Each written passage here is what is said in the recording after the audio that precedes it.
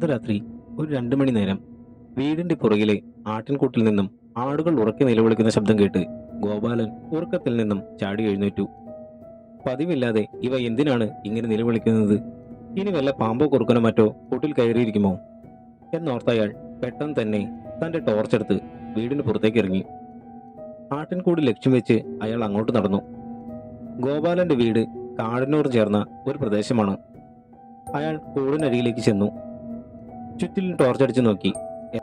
എന്നാൽ അവിടെയൊന്നും അയാൾക്ക് കാണാൻ കഴിഞ്ഞില്ല. പെട്ടെന്ന് അടുത്തുള്ള തേക്കിൻകാട്ടിൽ നിന്നും ആരോ ഓടുന്ന പോലെയുള്ളൊരു ശബ്ദം അയാൾ കേട്ടു. അയാൾ ആ വശത്തേക്ക് നോക്കിയതും ഒരു തീ കാട്ടിലൂടെ അതിവേഗം പായുന്ന ദൃശ്യം അയാൾ കണ്ടു. അയാൾ അത് കണ്ടപാടെ ഉറക്കെ നിലവിളിച്ചു. പെട്ടെന്ന് ആ തീ അയാൾക്ക് നേരെ വരുന്നത് അയാൾ ശ്രദ്ധിച്ചു. അയാൾ ഓടി വീട്ടിലേക്ക് കയറി. പിന്നീട് അയാൾ കണ്ണു തുറന്നത് പിറ്റേ ദിവസം ഉച്ചനേരത്താണ്. ചുറ്റിലും നിറയെ പേർ അയാളെ നോക്കിക്കൊണ്ട് നിൽക്കുന്നു. അയാളുടെ ദേഹം മുഴുകെ തടിച്ചു പൊന്തിയിരിക്കുന്നു. ആർക്കും ഒന്നും മനസ്സിലാവാതെ ഗോപാലനോട് കാര്യം തിരക്കി. അന്നേരം രാത്രി അയാൾ കണ്ട സംഭവം അവരോട് എല്ലാവരോടും പറഞ്ഞു. താൻ വരുത്തുപോക്ക് കണ്ടതാണെന്നും ആ തീ തന്റെ നേരെ വന്നെന്നും.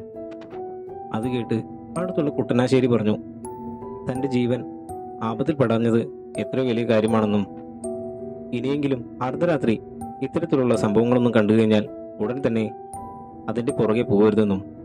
പണ്ടുകാലത്ത് സജയ് എന്നൊരു സുഹൃത്തിന്റെ അമ്മാവനുണ്ടായ ഒരു അനുഭവമാണിത്. ഈ അനുഭവകഥ നിങ്ങൾക്ക് ഇഷ്ടപ്പെട്ടു എന്ന് കരുതുന്നു.